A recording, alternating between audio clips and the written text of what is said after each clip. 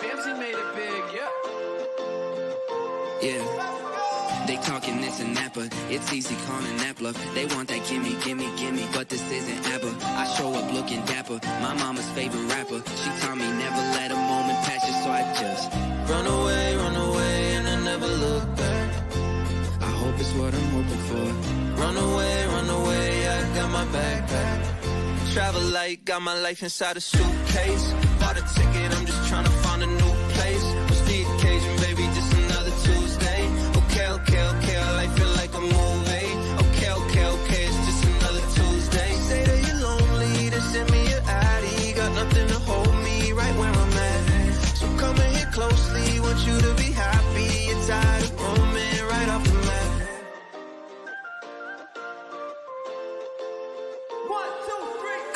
She said I'm overzealous, she said I'm all but jealous. I probably would've said the same thing looking back. She said I'm out my melon, I never learned my lesson. I probably would've said the same thing looking back. Day one, yeah, you been my day one. When they hit me for the sauce, I gave them all that A1. Fake love, yeah, they give me fake love. You the only one I wanted with me on my way up. Can we just run away, and I never look back? I hope it's what I'm hoping for. Run away, I got my backpack. Travel light, got my life inside a suitcase. Bought a ticket, I'm just trying to find a new place. What's the occasion, baby? Just another Tuesday. Okay, life feel like a movie. Okay, it's just another Tuesday. Say that you're lonely, then send me your ID. Got nothing to hold me right where I'm at. So come and hit closely, want you to be happy. You're tired of roaming right off the... Wow, that was abrupt. New intro song, jamming out. We love it. Absolutely. Welcome, everybody, to the Relo Show, episode number 44. Not too shabby. We've made it. We're getting close to that magic number 52. I am Candido Diaz, alongside with the great Sean Richard. We are missing our third amigo today. He may or may not be joining us in Mark Sullivan. I think they're still trying to get internet in Tennessee, so I don't know. Might have. Patrick Mahomes threw it out of the end zone, hit the power lines, shut down the internet for the state. It's okay. Yeah, no, well, it's okay. I'm sure the referees will come in and just take care of it, just like they do the game. Yeah, hey, we're going there. So why don't we go ahead and dive in every week? We get started with our wins and losses. Sean, what do you got for us this week? Man, this is an oldie but a goodie, man. My win for the week. So I've talked about on the last couple episodes. I've been working on a client's loan, a VA high balance, super unique scenario, and finally got the green light on it from our credit team. And although it's kind of a subsequent win for this particular file, just came out of underwriting over the weekend and full approval, minimal conditions. And this has been a long time in the works to get this one done, just going back and forth with the credit team. So to get the actual underwriting approval, even though we knew it was coming at this point, very, very exciting. Clients ecstatic, $1.5 million VA high balance. Really, really cool stuff. So that is my win for the week, man. My loss for the week is, although I've been tracking my activities, like this is like last week. Hold on. It was like last week. I've been tracking my activities there. I have not been logging them. I have a tracking system online that I'm supposed to be logging them into, and I have not been logging them. And therefore I'm not seeing my progress versus my goals just in my tracking system. So as soon as we hop off here, beep, boop, boop, boop, beep, boop, I'm going to be C3PO in that online, and we're going to be in good shape. So that's probably my loss for the week. How about you, Candido? What's up? What's down for you, man? Well, my loss was just hearing you trying to, make sounds for C3PO. No, so I know. It's like I get my yeah. There we go. R2. I get them confused. Get it right. Anyway, so I guess I have to start. It's my youngest daughter's 5th birthday. You can put this as a win or a loss. Yeah, that's today. Woo! Happy birthday. Win or loss, depends how you look at it. We had 22 kids over the house on Saturday. We rented a bounce house. Started raining immediately as the party started, but they're a bunch of 4 and 5-year-olds, so that did not stop them from enjoying themselves. So happy birthday, Eva. I know she won't hear this, but I got to put it out there in the universe. So as far as another win, was able to get finally get a really hard deal to the closing table. It's a huge win for me just because it was a small deal. And as everybody in the industry knows, sometimes those small deals, as far as, loan amounts or purchase amounts, they really sometimes just tend to be the hardest ones to get over the finish line. They That suck the was, life out of you. yes, yes, they do. We know this. We know. And yeah, it was tough, but it finally closed. So that's my huge win for the week. So Very cool. until we get our third amigo in, I think we should just keep going forward. So, Let's do it, Sean, man. What are we diving into today? yeah, why don't you introduce it? All right, I can do that. I'm excited for this one. This is a realization that I have made over the last, I don't know, 6 to 12 months, and it's really become a focal point of my business going forward. So today, the title of today's episode is Seeking Harmony, Attracting the Right Partners for Your Business. And so really, man, Candido, we're talking about the importance of finding your kind of people. And it's so critically important, especially on our side of the business. Now, ultimately, if you're a real estate agent, you're tuning into this, there's lots of partners on your side of the business as well. That's really important, whether it's your lender, whether it's your roofer, whether it's your inspector, really important. But I think this really rings exceptionally true for loan officers, Candido, because we spend a lot of our time focused on building relationships with real estate agents. And, and I've been very guilty of this in the past. I've chased real estate agents and finally built some sort of relationship with them, only to realize that this isn't the type of partner that I necessarily want or need in my business. Yeah, maybe they're doing business. Maybe they're sending me deals and we're working okay together. But the way that I do business and the way that they do business maybe isn't the best of fit. And I think as loan officers, we get in the mindset that I just need to work with agents, period. And I think the iteration of that really is I need to find the right agents, the right partners to have a partnership with that creates harmony in my business. And so that's what we're talking about today is how to create harmony in your business by having the right people around you, the right partnerships. Candido, kind of elaborate on that, kind of dive into your thoughts. Yeah, so it's when you first said it, I was trying to kind of figure out almost what we would talk about, and then it hit me. Holy moly! It's like we all know those people that are just time suckers, right? Where I feel like when you're building your tribe, when you're building the team of people that you want to work with, that you want to be partners with. It's not, hey, I need to meet with this agent or whatever. You're trying to build partnerships. It can't just be a one-way street. And I think that's what's really important. One thing, I've been in BNI for the last couple of years, and one thing it's kind of taught me is that there's other sources of business where you wouldn't um, necessarily think of. I gave you an example before we hopped on. The pest control guy for our BNI group. He was in the mortgage industry for 20 years, so that's a great opportunity for me to be able to try and tap into his network, try and see who I can get introduced to.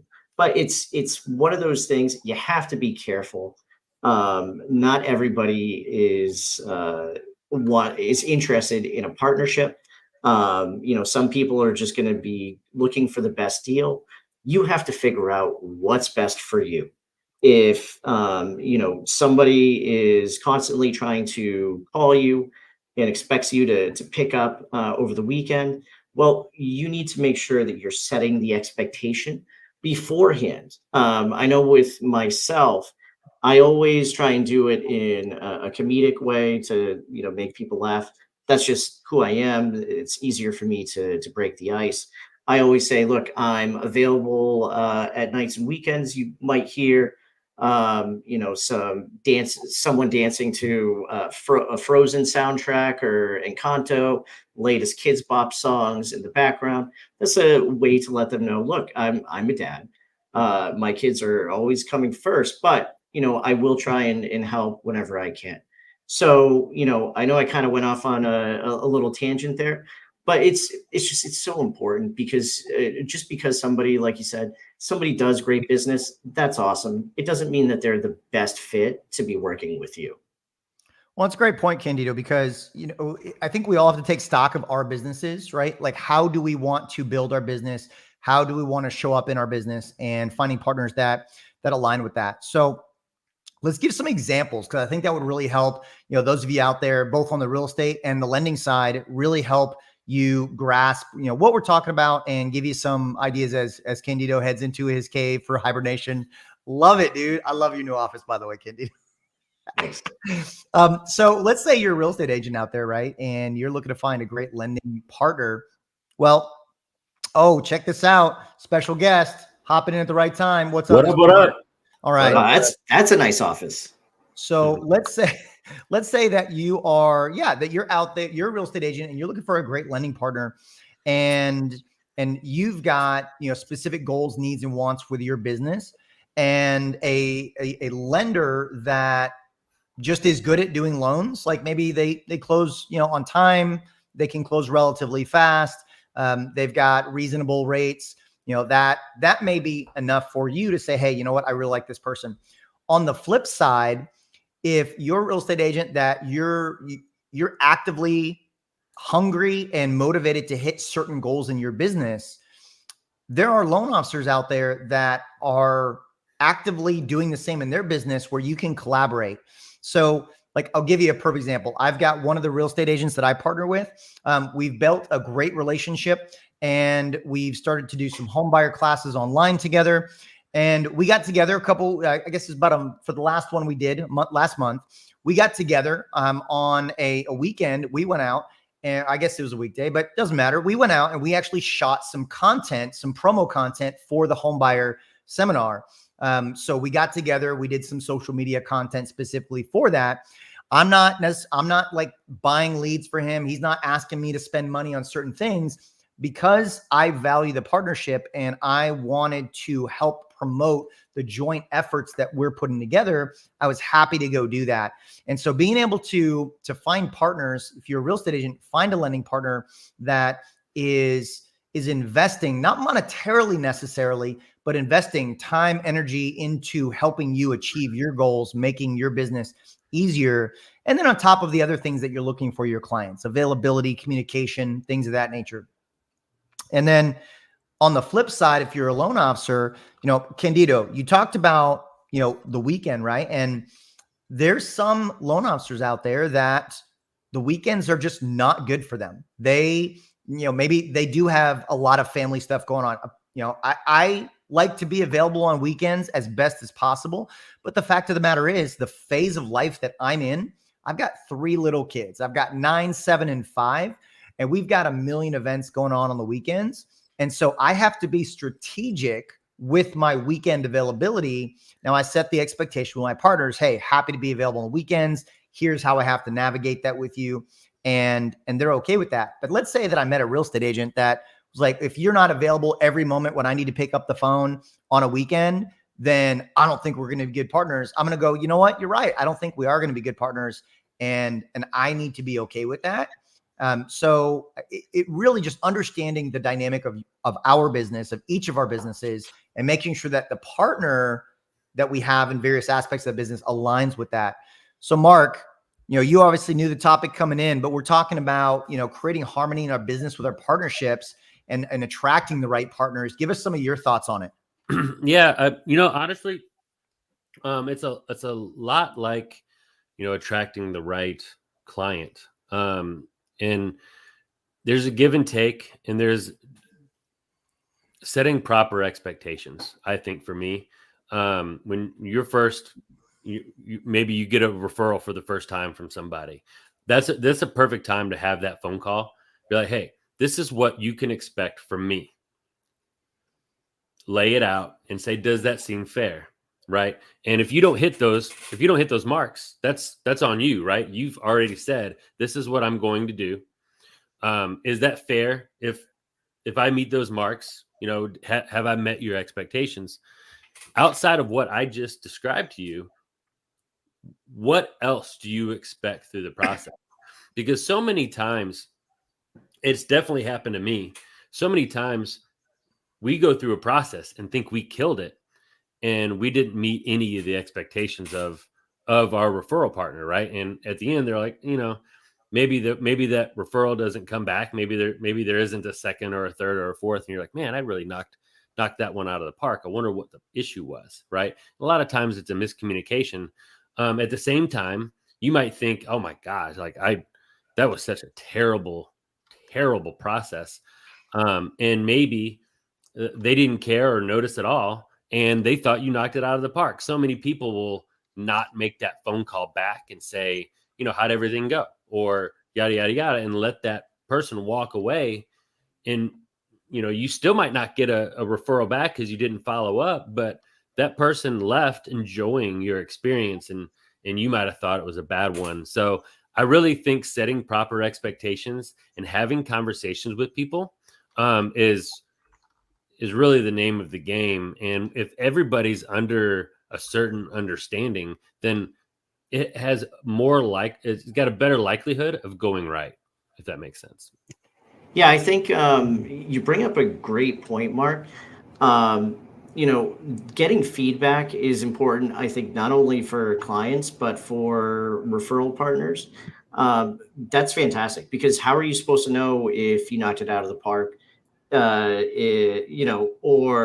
if you think you knocked it out of the park and they might not think the same way. So I love that. Being able to get feedback is not only important with clients, but also with referral partners.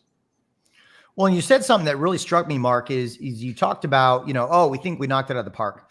And that's because we did what we thought was important, right? And instead, they were looking, instead of finding out what they thought is important in the process. Now, here's where this all comes together in my mind, is because if what we think is important and what they think is important are two different things, a lot of people in our industry, mostly lenders, they say, oh, well, I just need to cater to whatever they want.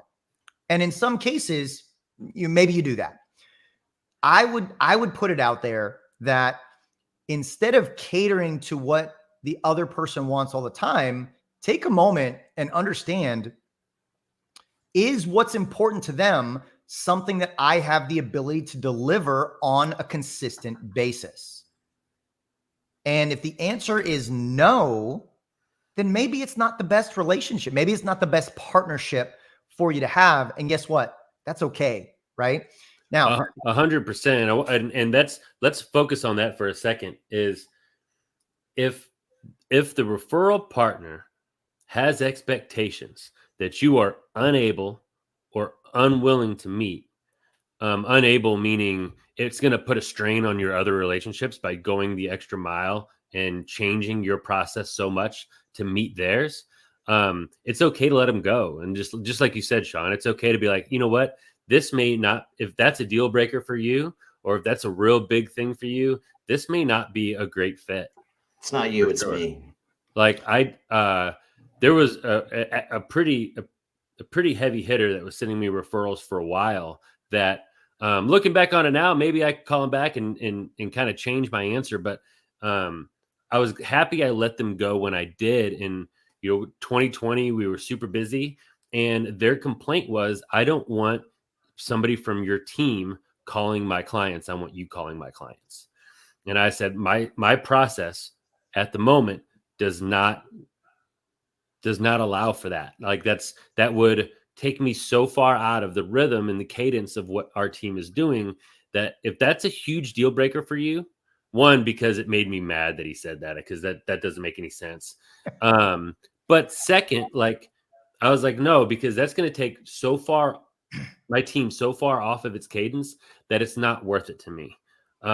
Now that we're slower, I have no problem calling those people, and I should call him back. But Call them back, get it. yeah. There you go. Well, and going, you guys have talked about setting expectations, and I think the perfect opportunity to do that is that initial meeting. And I'm not just talking about lenders asking this to agents. Agents, when you meet a lender, if you are not asking what's important to that lender when working with a real estate agent, you are thinking one-sided. I'm sorry, I said it. You can at me, you can cancel me all you want. It is a two-way street, as Candido said earlier. So lenders need to be asking real estate agents, hey, what's important to you when working with a lender? And then being able to determine, hey, is this a deal breaker? Is this something I can accommodate? Does this align with my process?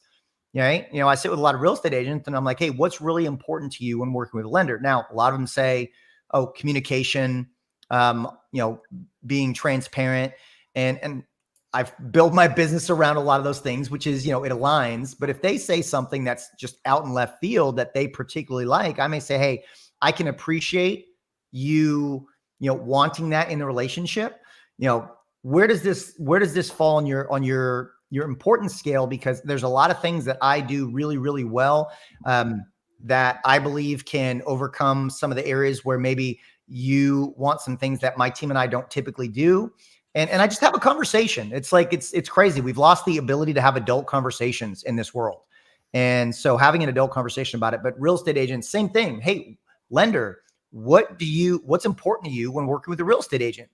You need to find out what if they say something that you're just unable to do? Hey, it's really important to me that when we're working together with a client, if they go a different direction, maybe they go to a new build and they want to work with the builder's lender, and you don't let me know that, like you don't update me that happened, that's a real big problem for me. Maybe that's the issue. And if you're a real estate agent and you do a lot of new build, is that going to be a great relationship for you? Probably not. So making sure that we're asking these questions both way, I think, is really important at that initial onset, because I would imagine we're all meeting for the first time in some fashion. Yeah, and I think as we're kind of talking about the two-way street, right? It's important to also try and realize what sets you apart, because enough with the BS of, oh, I have low rates, we can close on time. I'll make calls to my clients, and I'm not taking a shot at you, Mark, even though I normally do. I would say high rates and can't close on time. What's going on here? but what else can you bring to the table? So I know all three of us have taken turns like teaching agent classes, things like that. So that would be where you, especially in the beginning of the relationship, that's where you really want to sell yourself on some of those extra things that you're able to bring to the table.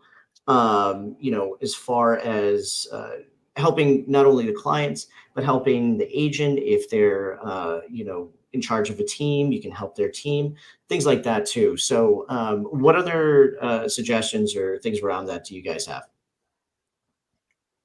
Yeah, I think one other thing that I have is, well, we talked a lot about setting proper expectations. We talked a lot about figuring out what their expectations are. It's figuring out what's a hard line in the sand and things like that. But another good thing to keep in mind and to navigate multiple referral partner situations is knowing that you're not going to align with all of them, right? Personality wise, everybody's got different personalities.